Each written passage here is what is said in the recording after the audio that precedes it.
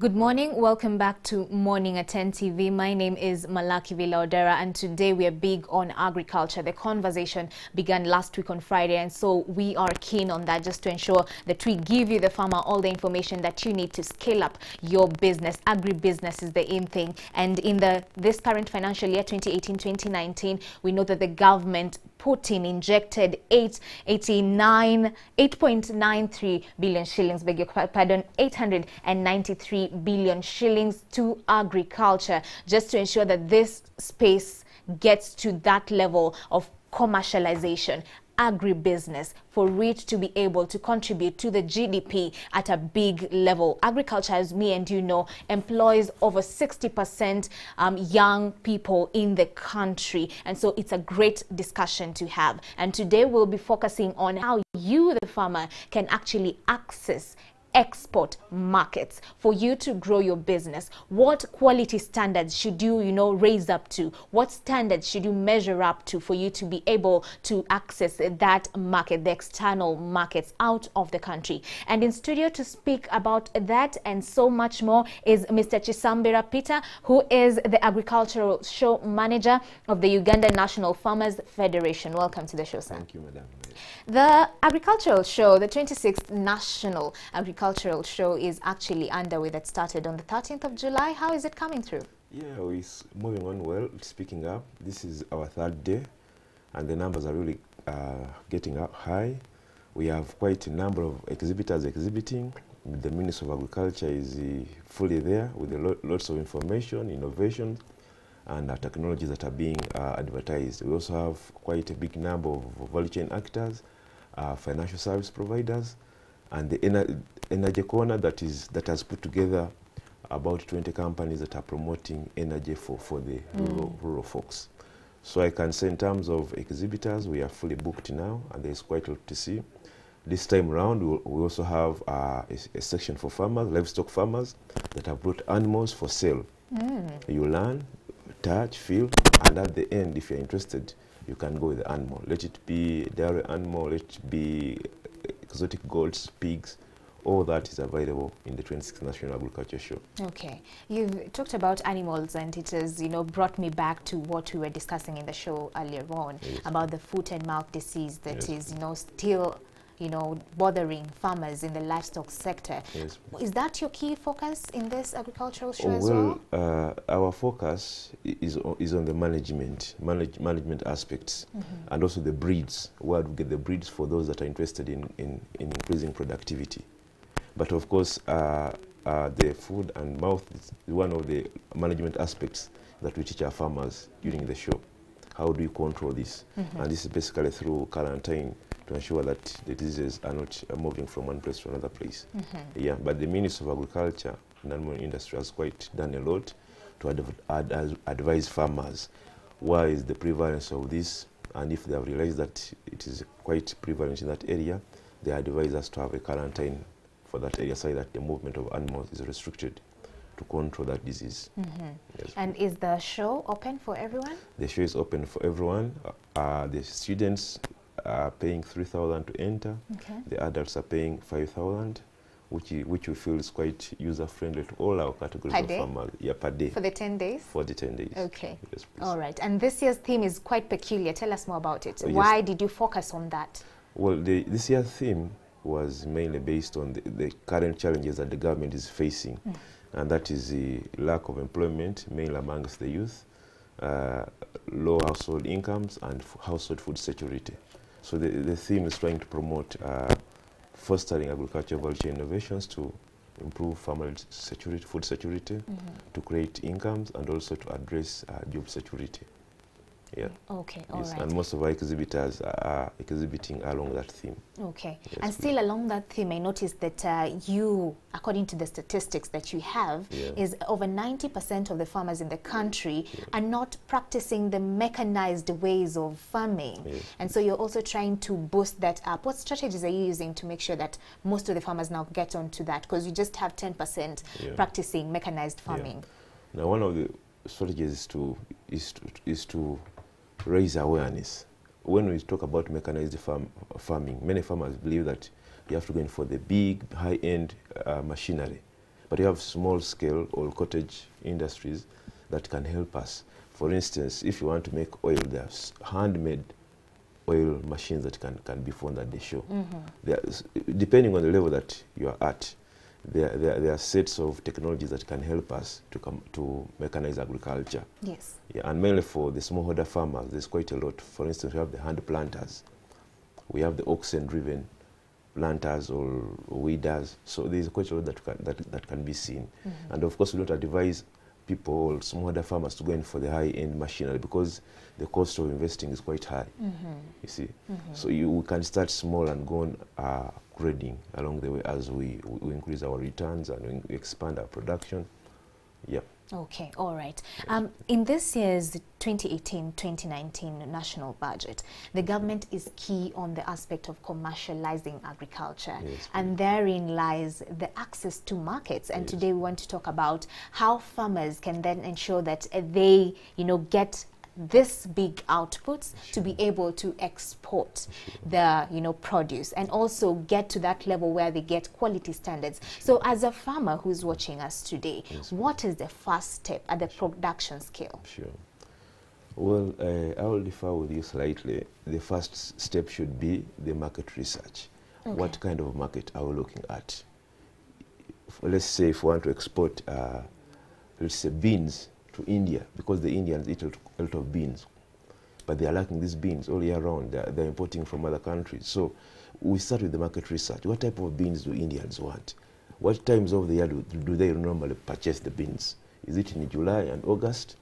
And then from there we ask ourselves, what are the standards that we have to meet in order to take the beans to India? So it starts from market research. It starts from the market research. Okay.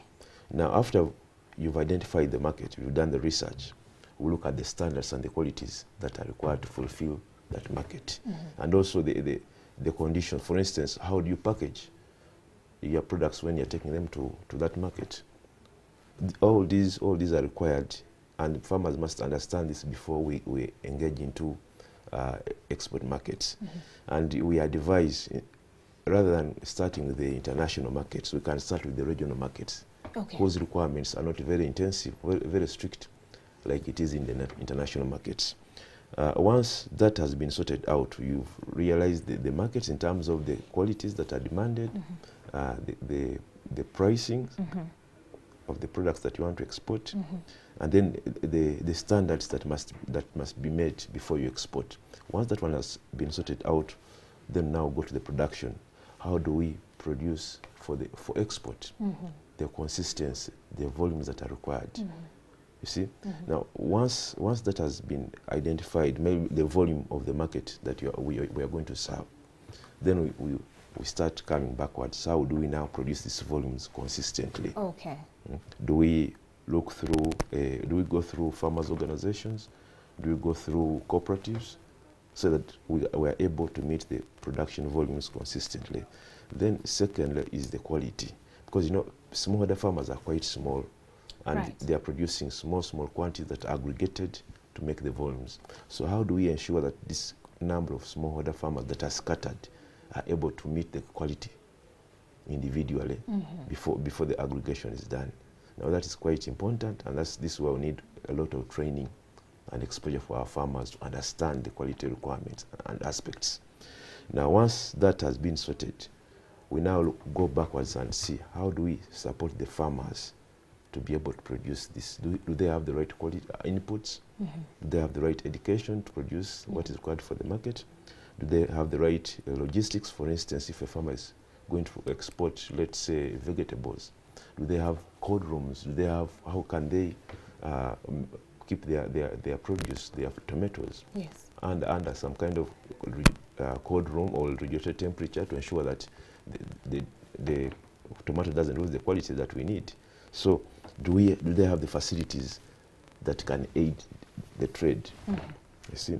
And quite often in Uganda, like for instance, people that are involved in horticulture, we are still having issues with the cold chain, right from the farm.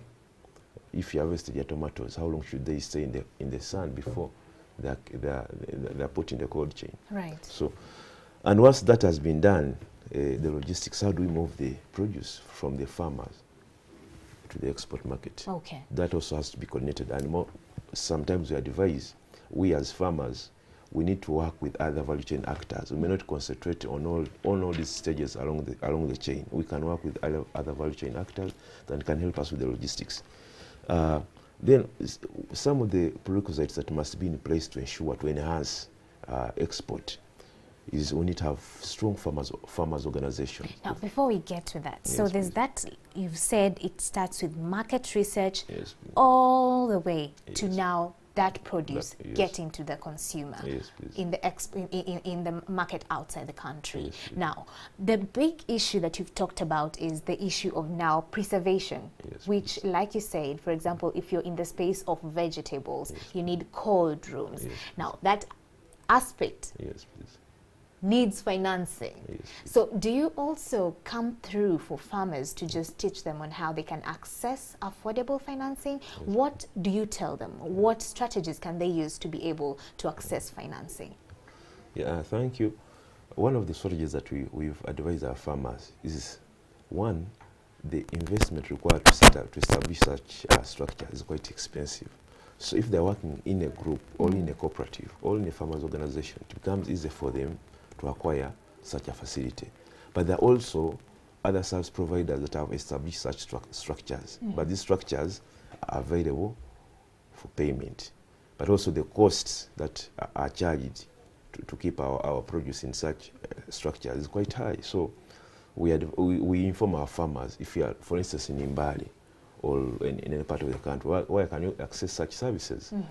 But lastly, in terms of financing, we as Uganda National Farmers Federation, our emphasis has been on what we call the village and loan savings associations, the small 20 member groups, 20 member association that is sitting every week to save, collect the money and lend it along amongst themselves. Because that we have realized that it's difficult for our farmers, for smallholder farmers, to access money from the formal banking institution. Right, right. So we've been promoting our local village loan saving associations for our members. But for those that are in the middle scale, large scale, for them it's easy to access financing. And you talked about the 893 billion shillings that have been allocated by the government. I think these are some of the investment areas in agriculture where government should be focusing. Right. Because this infrastructure is quite expensive, even for the private sector to invest, because it will take time for this to recoup this money. So this kind of investment can be fully met by the government under maybe what we call the public-private partnership to enhance the accessibility of these services to our farmers. The crop that we've seen most of the farmers getting into in terms of exporting it is coffee. Yes, please. Coffee and tea somewhat. Yes, please. What other crop can, the farmers get into that it's a, kind of virgin, marketplace that people have not yet got into, and it has great profits and great promises? Yeah, thank you. When you look at the export markets, they are segmented. Okay. And we have to focus on the segments where we have less competition, where we can be more competitive. Okay. For instance, the organic food markets. Now, because of the emerging what we call genetically modified organisms, right, which are being promoted in several of the strong economies, there is a section of people, of customers, of consumers that are aware of this, and they are afraid to go in for genetically modified organisms, so they would prefer organic products, organic foods. Yes. Now, organic foods, we have things like organic pawpaw, pineapples, mangoes, tomatoes. As long as it's organic, you've not used the synthetic pesticides and the fertilizers to produce them. So that's quite a big market. And Uganda, by default, 80% of our farmers are not using fertilizers, they're not using pesticides. Oh, so really? This I thought you've already shifted with the GMO conversation that was happening a few years back. This automatically qualifies us by default to be organic farmers. However, the requirements for us to be certified as organic farmers are quite stringent, because in order for you to supply organic products, you must be certified. by these international bodies that are doing certification. And what's the process like? The process is quite stringent, it's quite expensive. You must be registered, they must profile you as a farmer, and then you have to meet all those requirements that certify you as an organic farmer. For instance, you should not use land that has undergone production under conventional agriculture, where you've used either fertilizers or pesticides for some time, for maybe 2 or 3 years. You see, there are those requirements that you must fulfill in order to be certified as an organic farmer. But this is quite a big market that has a lot of value for us to tap into. And there are these countries like the Arab world that have a lot of money, and yet their quality requirements are not as stringent as the European market. You see? Right. So that is one of the things. Then the other thing is we are now seeing the trade wars between China and USA. Now the Chinese are saying, well, if the USA are not putting levies on our products, then we also source out for other markets. For instance, the Chinese eat a lot of protein, a lot of meat, and in order to produce the meat, they need a lot of soybeans. Yes. But Ugandans can produce soybeans in large quantities for the Chinese market. So how is government coming in to help us to tap into such opportunities? So you say there's that organic produce, fresh organic produce, and fresh, also it could be fresh, it could be dried. Yes. Yeah. Provided it's organic. Yes, please. But the issue is now meeting those standards. Yes, but as a federation, have you tried to, be a link between these organizations and the farmers, just to ensure that, the process is made easier for most of the farmers to get into that space? Because I'm thinking if the standards are quite stringent, then that is why most are, discouraged to get into that space. What efforts are you putting in place to ensure that most of the farmers get into that space? Well, there are organizations, like for instance, we have what we call the National Organic Agriculture Organization, NOGAM, that is spearheading the production of organic products in Uganda. Then we, as the National Farmers Federation, our role is basically policy and advocacy. Okay. For instance, how can we lobby to reduce the costs for certification? How can we advise maybe the Ministry of Agriculture and Animal Industry to prioritize organic agriculture as one of the sectors that can generate export revenues for our farmers? So that is where we normally come in, because we need to provide the information. We need to tell government, look, we are struggling with export revenue, but yet there's quite a lot of money into the organic trade. So why don't we support the farmers by either maybe subsidizing the cost of certification for our farmers? And then lastly, we as the National Farmers Federation, we are emphasizing on strengthening farm organizations. Because if you have strong farmers organizations, it becomes easier for them, first of all, to reduce the transactional costs of being certified, but also they can lobby by themselves, but also they can also mobilize and invest into such services. So roughly certification costs how much? Well, it depends on the product that you are going to be involved in, but it's normal around $200 per farmer. Okay. And if you do it as an organization, it could be around the $2,000. But then it's per annum? Yes, it's per annum. Yeah. And because once you are certified, there are those inspectors that will keep regularly coming to your farm to ensure that you are complying with the standards that you are supposed to meet. Now that's an additional cost. And you remember, these organic products are seasonal. Yes. So every season we expect some inspector to come over to your farm and see whether you are complying with these standards. And how many of farmers in Uganda, how many of these farmers have you seen getting into that space? There are quite many. The number is increasing. I can say around over 10,000. We can get the actual figures from our colleagues and partners from NOGAM, which is National Organic Agriculture Organization. Yes. Yeah, but the number is increasing. There are quite several. They are exporting to UK. They're exporting to this Arabian world. So the number is increasing. Okay. Yeah. All right. Yes. Let's talk about value addition. Yes, please. Because that's the space whereby you, as a federation, are trying to encourage farmers to get into, because of, having a lot of input that is getting into waste because of access to markets. Yes, so, for example, we were having this discussion with you, and you're telling me mango. Yes. Farmers are now being advised to change that into Yes. jam, Yes. juice, and all that. Yes. So someone who is watching us today, what's the process of getting into that value addition kind of space? What's the process like? Yes. Well, when we talk about value addition, there are quite several aspects that we need to consider, and the simplest could be packaging. For instance, most of the mangoes that either you see in Nakasero Yes. are coming from Kenya. We've seen garlic. When you see garlic from North Sudan, it's packed well.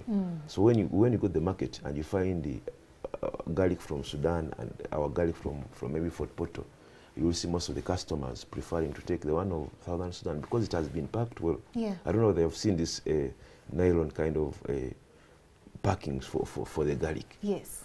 Some of it even comes from China, but because it has been packed well. So that is the first aspect. How can we help our farmers to improve the packaging, the presentation of the products? And that's part of value addition. Then secondly, there's quite a lot that we can do. For instance, beans. Can we sort the beans? If you're going to the market, can we sort the beans? Let's say the red beans. Yes. Can you have a product only pure red beans? Just sorting alone is value addition. Okay. So those are some of the simple value addition practices that we are telling our farmers. Can we sort? Can we grade? Along Barara, Kampala Road, there are people that are selling potatoes. But what are they doing? They're just washing the potatoes.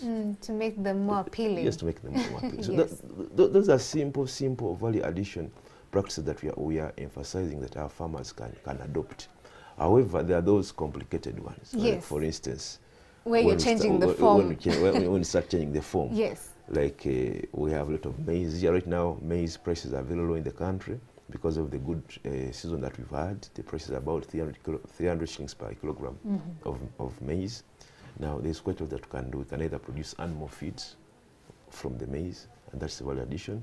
We can either produce these oats cereals, the oats that what do we call it? What, corn? Corn, Yes. cornflakes. Yeah. Cornflakes from maize. Yes. You see, but all these cornflakes that we enjoy during our breakfast, this Is is all imported imported. from Kenya. Right. So we can start. We can go into that process and get better markets. So there's quite a lot you can do under value chain, under value addition. The oil, you see, and once government can emphasize and promote that kind of investment amongst our farmers, then that can help. We have what we call the Uganda Industrial Research Institute, Okay. that has set up facilities where farmers can go and test run their products, their ideas. You see, like for instance, if you're into meat, you see they train you on how to add value on the meat to make several products, and how you're going to pack Yes. your product. So there's quite a lot, and that's where the money is, because a kilogram of maize right now is costing 300 shillings per kilo. But when you go to buy the cornflakes, just 500 grams, 500 grams will cost you over 8,000 shillings. Right. You see? Right. So you can see the value that farmers are losing by not processing, Adding value. not adding value. So that's an area where Uganda has to invest intensively to ensure that we capture the value instead of exporting raw materials and exporting jobs and the incomes. If we did it here in Uganda, that would be quite okay for us as Ugandans. Agribusiness is just a conversation that is now, taking shape, especially among the youth. In a nutshell, as we come to a close, Yes. what do you tell a young person who is watching us today with regards to the benefits that are there in the agribusiness space? Yeah, thank you. And not necessarily as a producer, Yes. maybe somewhere in the value chain. Yes.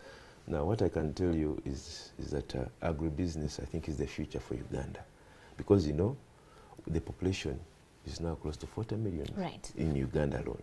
And when we look at the East African community, we are over 200. It's actually 44 million now.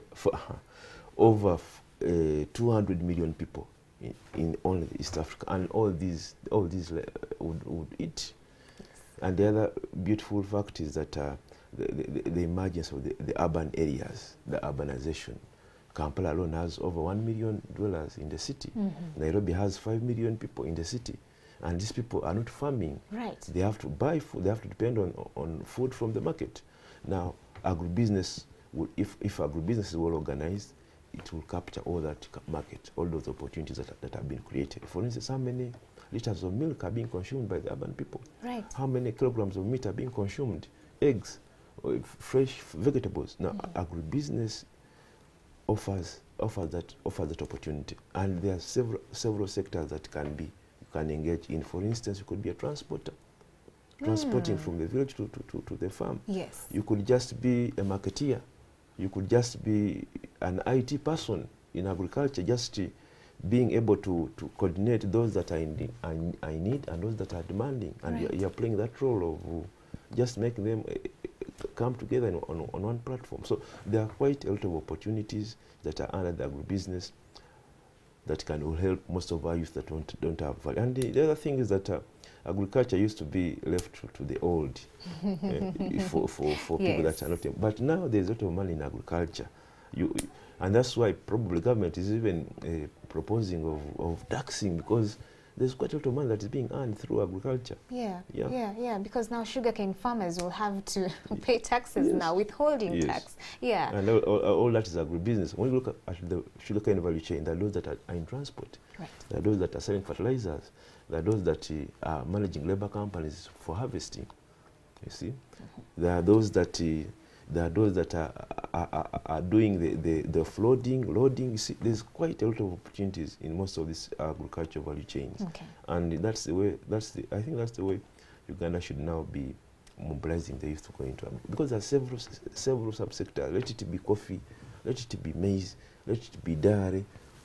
All these are aspects that we can take on as Ugandans to ensure we address the issue of unemployment amongst the youth. Thank you so much for coming on the show, and we wish you all the best in the, this year's national show that is happening in Jinja, you said? Yes. Okay, ending on the 22nd?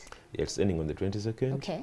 I'd just like to invite all the farmers, all the corporate companies to come and be with us from the 16th today up to the 22nd. All right. Yeah. Okay. Thank you so much for that conversation. Thank you for coming in studios and offering those tips on how to get into that space. Agribusiness is a great space.